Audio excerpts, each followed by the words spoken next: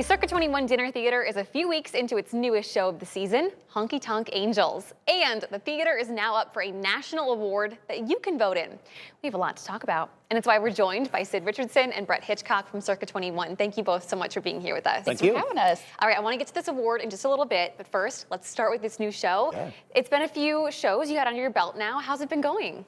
Oh my gosh, it's been going so well. I feel like when it comes to jukebox musicals, you can't really go wrong because a lot of people just really love the music. And with country music, you just, again, like I told you, you just can't escape it. And I think what we do with it has been really kind of magic.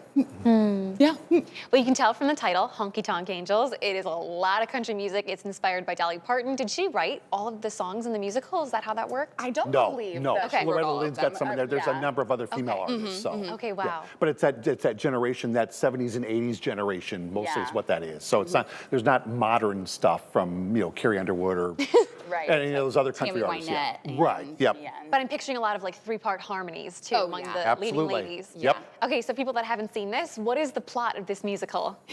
Okay, so the long story short is you have these three ladies who are, living their individual lives, and you get to see a little blip in the beginning of, Angela living her life and standing by her man, because that's a little song that she gets to sing. And then you get to see Darlene, and she's, a coal miner's daughter, and that's what you get to hear her sing. And we get to share our stories through the music, so that you have to really pay attention to the music to get the story, but it's just these women being on their own, going and saying, I want to follow my dreams and go sing, and they meet each other along the way and decide we're going to do it together as opposed to being by ourselves, and that is the magic that we create, is those three-part harmonies. They are just delish. I can imagine. Which is your character? Angela. Okay, and Yeah. what do you love about Angela? Oh, she's just so fun. She's so fun. She's so herself. She's a mother of six, a proud owner of a double wide, and she is married to a truck driving husband named Bubba. She loves her life. She just knows that she wants a little bit more, and who doesn't? And she is a go-getter. She doesn't really let anything stop her, and I love that. Oh, that's amazing. And Sid, you've been in a ton of Circa 21 performances before. You're no stranger to this theater, but is this the first time you've done a country music with them? It is. This is the first time I've done a country show, I think just in general, not just at Circa. And it's been a lot of fun because I feel like with musical theater, you get into the habit of musical theater acting, and with, I don't know, there's something about old country music that they just do such a wonderful job about storytelling in general, that having that a part of a musical just kind of makes sense because they tell their stories with the music, and it's really, really beautiful. Yeah, I was going to ask if there's any sort of different vocal techniques that you have to do as opposed to a more traditional belt. Oh, I don't know. There's a lot of flipping, going from your chest voice to your head voice, and it's a really nice combination. And I feel like that's a lot of where the prettiness of country music comes, where that is how you can hear a lot of the flipping with voices, and all three of us have such unique voices that with the blend, it just sounds really good. It sounds like an instrument in its own. Yep. Yeah.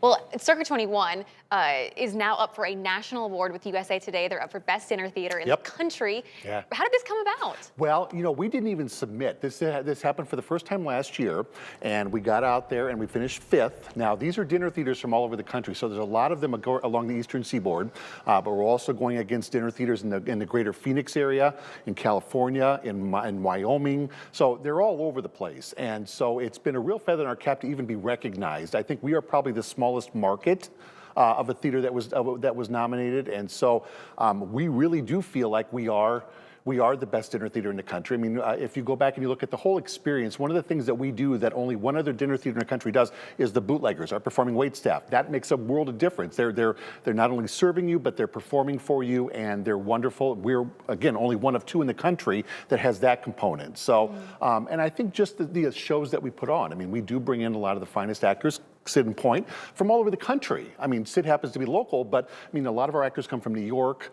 from other big markets, as well as our directors and our designers. So I think that attention to wanting to put on the best possible production that we can has gone far, and it's nationally recognized, which is great. And of course, the food. We recently had a new chef. Our new chef is wonderful, so our food is, we're doing a lot of different food options now, which is great too. So I think that the audience is really enjoying it. And we think of ourselves as one-stop shopping. You know, you come once, you park for the night, you're done for the whole evening. So we were up to 4th yesterday.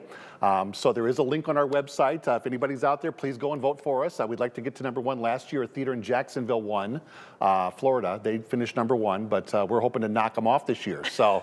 Well, in just the few seconds we have left, what Yeah. would it mean to you to win this? Well, it would be a huge honor. I think it's a recognition as we go into our 50th season, which is next year, to be able to be nationally recognized as one of the best dinner theaters in the country, I think means an awful lot to our family, my father who started the theater, myself, and I think our entire staff, because we wouldn't get here if it was just the two of us. It's not without these thousands of people that have worked for us over the years. That's why we're in this position. So I think it would be shared by not only people that are currently working for the theater, but all of the directors and designers and the actors that have worked for us over the 50 years.